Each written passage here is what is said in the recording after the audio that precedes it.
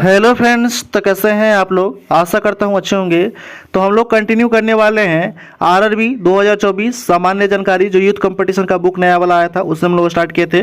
और पहला टॉपिक जो था, पहला और दूसरा टॉपिक हम लोग समाप्त कर चुके थे। और हम लोग इस वीडियो में जो है वो डिस्कस करने वाले हैं वैदिक संरचना, ठीक है, जो प्राचीन इतिहास का एक टॉपिक है। उसमें हम लोग जितने भी क्वेश्चन प्रीवियस ईयर बनते हैं, ठीक है, जितने भी रेलवे एग्जाम में पूछा गया है इस टॉपिक से, वो टोटल हम लोग डिस्कस करेंगे फुल डिस्कशन के साथ। तो कृपया जो भी चैनल पे नए हैं वो सब्सक्राइब कर दें, लाइक कर दें, बेल आइकन दबा दें और अलग अलग अच्छे रिलेटेड ग्रुप में शेयर कर दें। इसका पीडीएफ आपको व्हाट्सएप ग्रुप पे प्रोवाइड कर दिया जाता है। व्हाट्सएप ग्रुप का लिंक इस वीडियो के डिस्क्रिप्शन में दे दिया गया है, तो वहाँ से जाकर के आप ज्वाइन कर लीजिएगा। इसके पहले जो है इसका जो है प्लेलिस्ट भी बना दिया गया है, और इसके पहले एक वीडियो जो है वो करा दिया गया था, ठीक है, पाषाण काल और सिंधु घाटी सभ्यता। तो वो जो नहीं देखे हैं वो जो जा करके देख सकते हैं, उसका लिंक जो है इस वीडियो के डिस्क्रिप्शन में दे दिया जाएगा, तो वहाँ से जाकर आप देख लीजिएगा। आते हैं लोग फर्स्ट क्वेश्चन की ओर। पहला क्वेश्चन है, ये हमारा टॉपिक जो है प्राचीन भारत का, वो तीसरा टॉपिक है वैदिक सभ्यता, ठीक है, वैदिक सिविलाइजेशन। फर्स्ट क्वेश्चन है कि ऋग्वेद में 228 सूक्त है, जिन्हें 10 पुस्तकों, ठीक है, 10 पुस्तकों में वर्गीकृत किया गया है, जिन्हें किस नाम से जाना जाता है। तो ये जाना जाता है आपका मंडल के नाम से जाना जाता है। ऑप्शन नंबर क्या हो जाएगा, ए हो जाएगा राइट आंसर। डिस्कशन देख लेते हैं। दिया गया है कि ऋग्वेद में 228 सूक्त है, जिन्हें 10 पुस्तक में वर्णित किया गया है, जिन्हें मंडल के नाम से भी जाना जाता है। अगला प्रश्न है, दिया गया कि बृहदारण्यक, मुंडक और तैत्तिरीय निम्नलिखित में से किस श्रेणी के धार्मिक ग्रंथों का उदाहरण है। तो यह उदाहरण आपका उपनिषद का एक उदाहरण है। ऑप्शन नंबर सी हो जाएगा राइट आंसर। डिस्कशन देख लेते हैं। ठीक है, बृहदारण्यक, मुंडक और तैत्तिरीय उपनिषद श्रेणी के धार्मिक ग्रंथों के उदाहरण है। भारत का राष्ट्रीय आदर्श वाक्य सत्यमेव जयते मुंडक उपनिषद से लिया गया है। पुराणों की संख्या कितना है, 18 है, जिसमें मत्स्य पुराण सबसे प्राचीन और परमाणुक पुराण है। नेक्स्ट क्वेश्चन है, हिंदू धर्म में देव को पौधे के स्वामी, रोगी के उपचार, धन और दाता के माना जाता है, किसको। तो ये माना जाता है आपका सोम को। ऑप्शन नंबर डी हो जाएगा राइट आंसर। डिस्कशन देखते हैं। डिस्कशन दिया गया कि हिंदू धर्म में सोमदेव को पौधों का स्वामी, रोगों का उपचारक और धन का दाता माना जाता है। वरुण को समुद्र का देवता, विश्व के नियामक, सत्य के प्रतीक, ऋतु परिवर्तन के देवता रूप में जाना जाता है। हिंदू धर्म में उषा को भोर की देवी माना गया और यमराज को मृत्यु का देवता माना गया है, ठीक है। नेक्स्ट क्वेश्चन है, निम्नलिखित में से कौन हिंदू धर्म की प्रमुख दार्शनिक विचारधारा है। तो हिंदू धर्म के प्रमुख दार्शनिक विचारधारा कौन सा है, तो आपका वैशेषिक दर्शन है। ऑप्शन नंबर डी हो जाएगा राइट आंसर। डिस्कशन देख लेते हैं। दिया गया कि हिंदू धर्म की प्रमुख दार्शनिक विचारधारा वैशेषिक दर्शन है।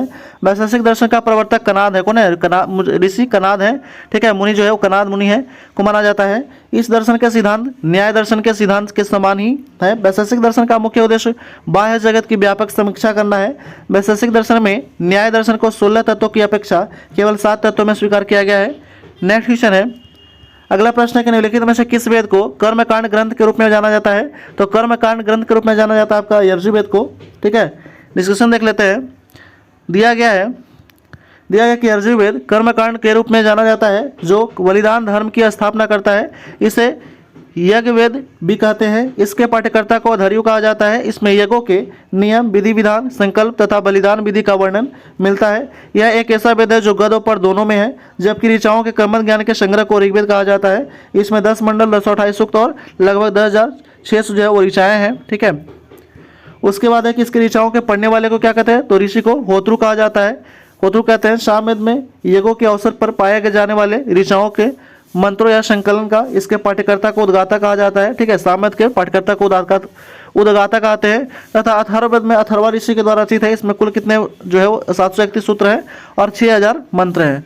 नेक्स्ट क्वेश्चन है, अगला प्रश्न है कि यजुर्वेद संबंधित है किससे। तो यजुर्वेद संबंधित है यज्ञ और अनुष्ठान के लिए। ऑप्शन नंबर बी हो जाएगा राइट आंसर। डिस्कशन दिया गया है कि यजुर्वेद का संबंध यज्ञ के अनुष्ठान तथा मंत्रों के संग्रह से है। 4 वेदों ऋग्वेद, सामवेद, यजुर्वेद और अथर्ववेद में, ठीक है, यजुर्वेद तीसरे वेद हैं। यजुर्वेद के 2 शाखाएं कृष्ण यजुर्वेद और शुक्ल यजुर्वेद है, ठीक है। कौन सा है, तो यजुर्वेद के 2 शाखाएं कौन कौन सा, तो कृष्ण यजुर्वेद और शुक्ल यजुर्वेद है, ठीक है। नेक्स्ट क्वेश्चन है, यजुर्वेद की कितनी शाखाएं हैं। तो यजुर्वेद के 2 शाखाएं अभी बताए थे, शुक्ल यजुर्वेद और कृष्ण यजुर्वेद, ठीक है। यजुर्वेद की 2 शाखाएं हैं कौन कौन सा, तो शुक्ल यजुर्वेद और कृष्ण यजुर्वेद हैं। यजुर्वेद की 85 शाखाएं और यजुर्वेद की 25 शाखाओं की चर्चा मिलती है, किंतु आज उनमें से केवल 4 ही उपलब्ध हैं। कठिस्पल, शुक्ल यजुर्वेद 2 शाखाएं तथा कृष्ण यजुर्वेद की, ठीक है, शाखाएं हैं। नेक्स्ट क्वेश्चन है, अगला प्रश्न है कि वैदिक ग्रंथों के अनुसार संग्रहित्री का क्या कार्य था। वैदिक ग्रंथों के अनुसार संग्रहित्री का क्या कार्य था? तो वो था आपका कोषाध्यक्ष या खजांची का जो था वो देख रेख करते थे। डिस्कशन देख लेते हैं। दिया गया है वो है कि वैदिक ग्रंथों के अनुसार संग्रहित्री का अर्थ है कोषाध्यक्ष खजांची। प्रमुख वैदिक ग्रंथों में 4 वेद, ऋग्वेद, यजुर्वेद, सामवेद, अथर्ववेद, 8 ब्राह्मण ग्रंथ, 7 आरण्यक और 12 प्रारंभिक उपनिषद आते हैं। अगला क्वेश्चन है, दिया गया कि हिंदू धर्म पुरुषार्थ जीवन के लक्ष्य के माध्यम से जीवन में पूर्ण भागीदारी को प्रोत्साहित करता है। निम्न में से कौन सा एक पुरुषार्थी नहीं है? तो आपका ठीक है सत्व नहीं है। ठीक है, डिस्कशन देख लेते हैं।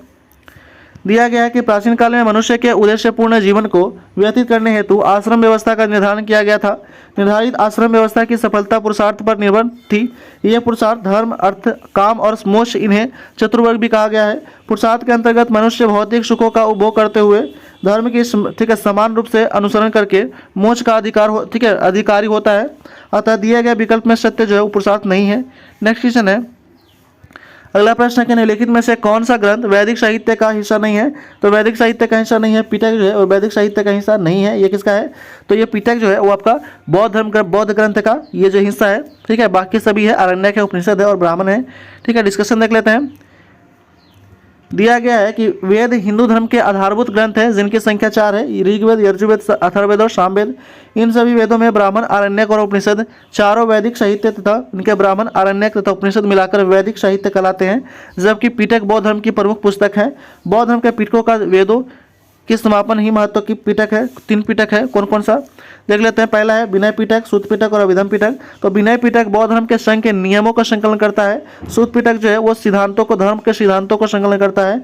और अभिधम पिटक जो है वो दर्शन, ठीक है, दार्शनिक क्रियाकलापों का यानी कि दर्शन से संबंधित है। नेक्स्ट क्वेश्चन है, अगला प्रश्न है कि हिंदू धर्म इनमें से किस देवता को सृजनकर्ता माना जाता है? तो हिंदू धर्म में ठीक है ब्रह्मा को सृजनकर्ता के रूप में जाना गया है। डिस्कशन देखते हैं। दिया गया कि हिंदू धर्म में सृजनकर्ता का देवता ब्रह्मा को माना जाता है। भगवान विष्णु को सृष्टि के संचालनकर्ता के रूप में तथा भगवान शिव को सृष्टि के विनाशक के रूप में जाना जाता था। नेक्स्ट क्वेश्चन है, अगला प्रश्न है कि ऐत्रेय उपनिषद डैश के ऐत्रेय आरण्य की दूसरी पुस्तक के 4वें, 5वें और 6ठे अध्याय से संबंधित है और इसे सबसे पुराना उपनिषद माना जाता है। किसको? तो सबसे पुराना उपनिषद माना जाता है ऋग्वेद को। ऑप्शन नंबर ए हो जाएगा राइट आंसर। डिस्कशन देख लेते हैं। दिया गया कि ऐत्रेय उपनिषद ऋग्वेद के ऐत्रेय आरण्य की दूसरी पुस्तक के 4थे, 5वें और 6ठे अध्याय से संबंधित है और इसे सबसे पुराना उपनिषद माना जाता है। ऋग्वेद के 10 मंडल, 228 सूक्त और लगभग 2600 ऋचाएँ हैं। इस वेद में ऋचाएँ को पढ़ने वाले ऋषि को होत्री कहते हैं और इस वेद में आर्यों के राजनीति के प्रणाली के इतिहास के बारे में जानकारी मिलता है। नेक्स्ट क्वेश्चन है, ऋग्वेद 4 ठीक है ऋग्वेद 4 वेदों से परित्रम ठीक है पवित्रतम वेद है जिसमें 2600 ऋचाएँ के सूक्तों के 10 अध्याय है। ठीक है, कितने सूक्त है? और 10 अध्याय है जिन्हें मंडल कहा जाता है। तो सूक्तों की संख्या है 228। कितना है? 228 सूक्त है। डिस्कशन देख लेते हैं। दिया गया है कि 4 वेदों में ऋग्वेद सबसे प्राचीन है तथा अथर्ववेद सबसे नवीन है। ऋग्वेद को 10 भागों में बांटा गया है जिन्हें मंडल के नाम से जाना जाता है। इसमें 2600 ऋचाएँ हैं और 228 सूक्त के संग्रह है। ऋग्वेद में उद्धृत प्रमुख देवता इंद्र, प्रसिद्ध गायत्री मंत्र का उल्लेख ऋग्वेद के 3रे मंडल में था और तथा 9वें मंडल में देवता सोम का उल्लेख है। नेक्स्ट क्वेश्चन है, अगला प्रश्न है कि किस वेद में ऋचाओं की संख्या सर्वाधिक है? ऋचाओं की संख्या सर्वाधिक है कहाँ पे? तो ऋग्वेद में ही है। ठीक है, नेक्स्ट क्वेश्चन है, अगला प्रश्न है कि निम्नलिखित में से कौन सा चारों वेदों में से सबसे पुराना सबसे बड़ा वेद है? सबसे पुराना और सबसे बड़ा वेद कौन सा है? तो वह है ऋग्वेद है। ठीक है, ऋग्वेद। नेक्स्ट क्वेश्चन है, अगला प्रश्न है कि ऋग्वेद का संग्रह क्या कहलाता है? ऋग्वेद में कितने क्या संग्रह है क्या? तो ऋग्वेद में जो है वो आपका 228 सूक्तों का संग्रह है। नेक्स्ट क्वेश्चन है, अगला प्रश्न है कि प्रारंभिक हिंदू दर्शन में जीवन के कितने चरणों निर्धारित किए गए हैं? तो प्रारंभिक हिंदू दर्शन में जीवन के 4 चरण निर्धारित किए गए हैं। कौन कौन सा देख लेते हैं। यहाँ पे दिया गया है कि प्रारंभिक हिंदू दर्शन में जीवन के 4 चरण निर्धारित किए गए हैं। पहला है ब्रह्मचर्य, ठीक है, जो 0 से 25 वर्ष, गृहस्थ जो है 25 से 50 वर्ष, ठीक है, वानप्रस्थ, ठीक है, वनवास जिसको कहते हैं 50 से 75 और सन्यासी 75 से 100। ठीक है। नेक्स्ट क्वेश्चन है, अगला प्रश्न है कि 4 वेदों में किस वेदों को यज्ञ सूत्रों के वेद के रूप में जाना जाता है जिसमें सामान्य उद्देश्य के लिए इच्छित छंदों के साथ विभिन्न संस्कारों के लिए अपनाया जाने वाला गद्य सूत्र भी शामिल है? तो आपका यजुर्वेद है। कौन है? यजुर्वेद। डिस्कशन देख लेते हैं। दिया गया है कि 4 वेदों में यजुर्वेद को यज्ञ सूत्रों के वेद के रूप में जाना जाता है जिसमें सामान्य उद्देश्य के लिए इच्छित छंदों के साथ साथ विभिन्न संस्कारों के लिए अपनाए जाने वाले गद्य सूत्र भी शामिल है। नेक्स्ट क्वेश्चन है, अगला प्रश्न है कि उपनिषद शब्द का क्या दर्शाता है, उपशब्द जो है वो क्या दर्शाता है, तो उपशब्द जो है वो निकटता दर्शाता है। ऑप्शन नंबर बी हो जाएगा राइट आंसर। डिस्कशन देख लेते हैं। दिया गया है कि उपनिषद शब्द में उप शब्द निकटता को दर्शाता है। उपनिषद सामान्यतः वेदांत कहलाते हैं, ठीक है। उपनिषद सामान्यतः क्या कहलाते हैं, वेदांत कहलाते हैं, और वे दार्शनिक ग्रंथ हैं। भारतीय दर्शन के कुछ प्रमुख उपनिषद बृहदारण्यक, छंदोग्ध, ऐतरेय, कौशिकी, मैत्रेयी, ये है। नेक्स्ट क्वेश्चन है, अगला प्रश्न है कि ऋग्वेद के स्रोतों के रूप में भी जाना जाता है किसमें, तो ऋग्वेद के सूक्त के स्रोतों के रूप में भी जाना जाता है, ठीक है। डिस्कशन दिया गया है कि ऋग्वेद में स्रोतों को सूक्तों के रूप में भी जाना जाता है। ऋग्वेद सबसे प्राचीन वेद है और इसमें कुल 228 सूक्त है। संपूर्ण ऋग्वेद के 10 मंडलों में विभक्त किया गया है। नेक्स्ट क्वेश्चन है, निम्नलिखित में से किस वेद में गीत की पुस्तक, मंत्रों का वेद या गीतों का योग भी कहा जाता है, तो ये कहा जाता है आपका सामवेद को, ठीक है। सामवेद को गाया जाने वाला या, ठीक है, या भारतीय संगीत का जनक भी कहा जाता है सामवेद को। डिस्कशन दिया गया है वो है कि सामवेद गीत की पुस्तक, मंत्रों का वेद या गीत का योग कहा जाता है। इसमें कुल मंत्रों की संख्या 1869 है। इनमें 1474 मंत्र ऋग्वेद से लिए गए हैं, ठीक है। इसी कारण सामवेद को ऋग्वेद के अभिन्न अंग माना जाता है। यह पद में सूर्य और देवता को समर्पित है। नेक्स्ट क्वेश्चन है, 60 नंबर क्वेश्चन है कि सबसे पुराना वेद कौन सा है, तो सबसे पुराना वेद है, अभी बताए थे कौन सा, तो हो जाएगा आपका ऋग्वेद है। और सबसे नवीनतम जो है वो क्या है, नवीनतम जो है वो ऋग्वेद है, ठीक है। डिस्कशन दिया गया है वो है कि ऋचाओं के कर्मठ ज्ञान के संग्रह को ऋग्वेद कहते हैं। ऋग्वेद में सबसे पुराना वेद जो है, ऋग्वेद सबसे पुराना वेद है और इसमें 10 मंडल, 228 सूक्त और, ठीक है, वालिख्य पाठ में 11 सूक्त है एवं 10,462 ऋचाएँ हैं, मंत्र हैं। हालांकि मंत्रों ऋचाओं की संख्या के बराबर विद्वानों के मतभेद हैं। इस वेद में ऋचाओं के पढ़ने वाले पुरोहित को होत्रु कहते हैं। विश्वामित्र द्वारा रचित ऋग्वेद के 3रे मंडल में सूर्य देवता सावित्री को समर्पित प्रसिद्ध गायत्री मंत्र है। इसके 9वें मंडल में देवता सोम का उल्लेख है। नेक्स्ट क्वेश्चन है, अगला प्रश्न है कि ऋग्वेद में ऐसे मंत्र जिनमें अप्रमाणिक व लेखनीय भजन शामिल है वो कौन सा है, वो आपका 228 सूक्त है, ठीक है। नेक्स्ट क्वेश्चन है, ऋग्वेद में मंत्र कितने हैं, तो ऋग्वेद में मंत्र हैं 228 है। ऑप्शन नंबर बी हो जाएगा राइट आंसर। नेक्स्ट क्वेश्चन है, वेदों के इनमें से कौन सा अंग जटिल शब्द के अर्थ की एवं व्याख्या के लिए प्रसिद्ध है, वेदों का इनमें से कौन सा अंग जटिल शब्दों के अर्थ एवं व्याख्या के लिए प्रसिद्ध है, तो वह आपका निरुक्त है। ऑप्शन नंबर डी हो जाएगा राइट आंसर। डिस्कशन देख लेते हैं। दिया गया है कि वेदों के अंग को वेदांग कहा जाता है। वेदांगों की संख्या 6 है। शिक्षा, व्याकरण, निरुक्त, छंद, ज्योतिष और कल्प है। इनमें से वेदों का अंग निरुक्त जटिल शब्द के अर्थ के एवं व्याख्या के लिए प्रसिद्ध है। जो कठिन शब्द व्याकरण की पहुंच से बाहर थे उनके अर्थ जानने के लिए निरुक्त के रचयिता यास्क मुनि, निरुक्त का व्याकरण पूरक माना जाता है, ठीक है। निरुक्त का रचयिता कौन है, तो यास्क मुनि है, ये भी ध्यान रखिएगा। नेक्स्ट क्वेश्चन है, भारत का राष्ट्रीय आदर्श वाक्य सत्यमेव जयते जो है वो किस प्राचीन भारतीय शास्त्र से उदत एक मंत्र है, तो ये लिया गया आपका मुंडकोपनिषद से लिया गया है। ऑप्शन नंबर बी हो जाएगा राइट आंसर। डिस्कशन दिया गया है वो है कि भारत का राष्ट्रीय आदर्श वाक्य सत्यमेव जयते है, ठीक है, और इसका अर्थ होता है सत्य पर हमेशा विजय होती है। मुंडकोपनिषद से लिया गया है। इसका उल्लेख सम्राट अशोक के द्वारा बनाए गए सिंह स्तंभ लेख में भी रहा है, जो हूबहू भारत के राष्ट्रीय प्रतीक में शामिल किया गया है। नेक्स्ट क्वेश्चन है, ठीक है, धनुर्वेद यजुर्वेद का उपवेद है। इसका संबंध निम्न से किससे है, तो इसका जो संबंध है वो आपका युद्ध कौशल से है। ऑप्शन नंबर डी हो जाएगा राइट आंसर। डिस्कशन दिया गया है कि धनुर्वेद यजुर्वेद का एक उपवेद है। इसके अंतर्गत, ठीक है, धनुर्विद्या एवं सैन्य विज्ञान आता है। धनुर्वेद वह शास्त्र है जिसमें धनुष चलाने की विद्या का निरूपण किया गया है। मधुसूदन सरस्वती ने अपने प्रस्थान वेद नामक ग्रंथ में धनुर्वेद को यजुर्वेद का उपवेद लिखा है। नेक्स्ट क्वेश्चन है, निम्न में से किस वेद को संगीत के से संबंधित ज्ञान संग्रहित है, तो संगीत से संबंधित ज्ञान संग्रहित है किसमें, तो सामवेद में। ऑप्शन नंबर सी हो जाएगा राइट आंसर। भारतीय संगीत का जनक भी कहा जाता है सामवेद को। डिस्कशन दिया गया कि सामवेद संगीत के से संबंधित वेद है। शाम का अर्थ होता है गान होता है। सामवेद में संकलित मंत्रों को देवताओं के स्तुति के समय गाया जाता था। सामवेद के कुल 1875 ऋचाएँ हैं। इनमें से 75 ही सामवेद के हैं। शेष ऋचाएँ जो है वो कहाँ से लिया गया, तो ऋग्वेद से लिया गया है। नेक्स्ट क्वेश्चन है, वेदों को इंडो आर्यन सभ्यता का सर्वप्रथम साहित्य का अभिलेख माना गया है। इनमें से शामिल 4 वेदों के नाम ऋग्वेद, साम, यजुर्वेद और क्या है, तो यजुर्वेद और एक जो है अथर्ववेद है। ऑप्शन नंबर ए हो जाएगा राइट आंसर। डिस्कशन दिया गया है वो है कि वेदों के इंडो आर्यन सभ्यता का सर्वप्रथम साहित्य का अभिलेख माना जाता है, जिनका संकलन महर्षि कृष्णद्वैपायन वेद व्यास ने की थी। वेद का अर्थ होता है ज्ञान। क्या होता है, ज्ञान होता है। इसमें आर्यों के आगमन व बसने की जानकारी मिलती है। वेद 4 है, ऋग्वेद, यजुर्वेद, सामवेद और अथर्ववेद। इन 4 वेदों को संहिता कहा जाता है सम्मिलित रूप से। नेक्स्ट क्वेश्चन है, अगला प्रश्न है कि मुंडक उपनिषद किससे संबंधित है, तो मुंडक उपनिषद जो संबंधित है वो अथर्ववेद से संबंधित है। ऑप्शन नंबर बी हो जाएगा राइट आंसर। डिस्कशन देख लेते हैं। दिया गया है वो है कि मुंडक उपनिषद अथर्ववेद के शौनकीय शाखा का उपनिषद है। इस उपनिषद में 3 मुंडक, प्रत्येक मुंडक के 2-2 खंड हैं, कुल 64 मंत्र हैं। मुंडकोपनिषद को मंत्रोपनिषद के नाम से भी जाना जाता है। भारत के राष्ट्रीय प्रतीक के अंकित सत्यमेव जयते मुंडकोपनिषद से लिया गया है। नेक्स्ट क्वेश्चन है, अगला प्रश्न है कि भारत की वैदिक काल का अवधि क्या रहा था। तो भारत में वैदिक काल का अवधि रहा था 1500 से 500 BC। ऑप्शन नंबर ए हो जाएगा राइट आंसर। ठीक है, डिस्कशन है कि सिंधु सभ्यता के पतन के बाद जो नवीन संस्कृति प्रकाश में आई उसके विषय में हमें संपूर्ण जानकारी वेदों से मिलती है, इसलिए इस काल को हमें वैदिक काल के नाम से जानते हैं। ठीक है, इसका 1500 से 500 ईसा पूर्व तक रहा है। नेक्स्ट क्वेश्चन है, अगला प्रश्न है कि निम्नलिखित में से कौन सा वेद जादुई अनुष्ठान और वशीकरण के बारे में बताता है। तो जादुई अनुष्ठान और वशीकरण के बारे में बताता है कौन सा, अथर्ववेद। ठीक है, इसमें जादू टोना वशीकरण सभी के बारे में डिस्कस किया गया है। अथर्ववेद में ब्राह्मण भी कहा जाता, अथर्ववेद का ब्राह्मवेद भी कहा जाता है। अथर्वा ऋषि के नाम पे इस वेद का नाम अथर्ववेद पड़ा। इस वेद की रचना सबसे बाद में हुआ। ठीक है, इसमें 20 अध्याय, 731 और 730 सूक्त है, 5987 मंत्र हैं। वशीकरण, जादू टोना, भूत प्रेत और औषधियाँ संबंधित मंत्रों का वर्णन काशी का, ठीक है, प्राचीनतम उल्लेख अथर्ववेद में ही मिलता है।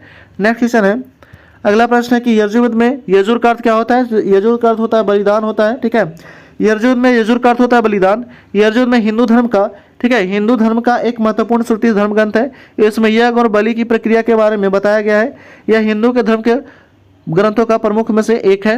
नेक्स्ट क्वेश्चन है, अगला प्रश्न दिया गया है कि निम्न में से किस वेद में बीमारियां का उपचार दिया गया है। तो बीमारियों का उपचार दिया गया किसमें, तो दिया गया आपका अथर्व में। ऑप्शन नंबर डी हो जाएगा राइट आंसर।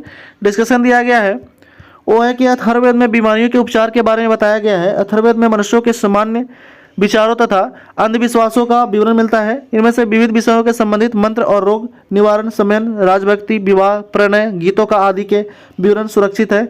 यह अथर्वा ऋषि के द्वारा रचित है।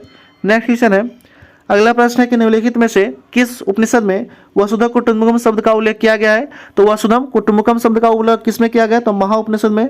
ऑप्शन नंबर ए हो जाएगा राइट आंसर। महाउपनिषद वसुधम कुटुंबकम का शब्द का उल्लेख किया गया है। इसका अर्थ होता है धरती ही परिवार होता है। ठीक है, धरती संसार ही परिवार है। नेक्स्ट क्वेश्चन है, अगला प्रश्न है कि उपनिषद के मूल्य माना जाता है। उपनिषदों में से उपनिषद मुख्य माने जाते हैं कितने, तो मुख्य जो है उपनिषदों में से 108 उपनिषदों में से 11 उपनिषद जो है वो मुख्य माने जाते हैं। ऑप्शन नंबर ए हो जाएगा राइट आंसर। डिस्कशन देखते हैं, दिया गया है कि उपनिषद की समस्त भारतीय दर्शन के मूल्य स्रोत हैं। इनमें वेदांत भी कहा जाता है। सत्यमेव जयते भारत के राष्ट्रीय आदर्श वाक्य है जो मुंडकोपनिषद से लिया गया है। भारतीय इतिहास में मुक्तिकता उपनिषद 108 उपनिषद का उल्लेख मिलता है, लेकिन 11 उपनिषद कहीं प्रमाणिक है, जिनमें बृहदारण्यक उपनिषद सबसे बड़ा है। मुंडकोपनिषद जो था मांडूकोपनिषद सबसे छोटा है। 12 श्लोक तथा छांदोग्योपनिषद में सबसे पुराना है। ठीक है, नेक्स्ट क्वेश्चन है, अगला प्रश्न है कि सबसे पुराना उपनिषद कौन सा है। तो सबसे पुराना उपनिषद है आपका छांदोग्योपनिषद। ऑप्शन नंबर डी हो जाएगा राइट आंसर। नेक्स्ट क्वेश्चन है, अगला प्रश्न है कि प्रारंभिक भारतीय दर्शन के अनुसार प्रत्येक वस्तु मूल तत्व से बनी है कितने। प्रारंभिक भारतीय दर्शन के अनुसार प्रत्येक वस्तु जो है वो कितने मूल तत्वों से बनी है। तो 5 मूल तत्वों से बना है। कौन कौन सा देख लेते हैं। दिया गया कि पंचभूत जो है, पंच तत्व या पंच महाभूत भारतीय दर्शन में सभी पदार्थों के मूल माने गए हैं। आकाश, वायु, अग्नि, जल तथा पृथ्वी, ये 5 महाभूत माने गए हैं जिनमें सृष्टि का प्रत्येक पदार्थ बना है। इसमें बने पदार्थों के जड़ होते हैं। सजीव बनने के लिए इनका आत्मा चाहिए। आत्मा को वैदिक साहित्य में पुरुष कहा जाता है और सांख्य दर्शन का प्राकृतिक इन्हीं 4 पंचभूतों पर बना है। नेक्स्ट क्वेश्चन है और इस वीडियो का लास्ट क्वेश्चन है ये। ठीक है, 77 नंबर क्वेश्चन, कठोपनिषद में नचिकेता नामक एक किशोर और देवता के बीच हुई बातचीत दर्ज। निम्नलिखित में से कौन सा देवता नचिकेता से बात कर रहा है। तो आपका भगवान यम जो है वो नचिकेता से बात करते हैं। डिस्कशन देख लेते हैं। दिया गया कि कठोपनिषद नचिकेता देवता यम के मध्य हुई बातचीत दर्ज है। यह कृष्ण यजुर्वेद शाखा का उपनिषद है। इस उपनिषद में रचयिता कठ नामक आचार्य हैं। ठीक है, नेक्स्ट वीडियो में हम डिस्कस करेंगे महाजन पद। ठीक है, तो कृपया जो भी चैनल पर नए हैं वो सब्सक्राइब कर दें, लाइक कर दें, बेल आइकन दबा दें और अलग अलग रिलेटेड ग्रुप में शेयर कर दें। Thanks for watching.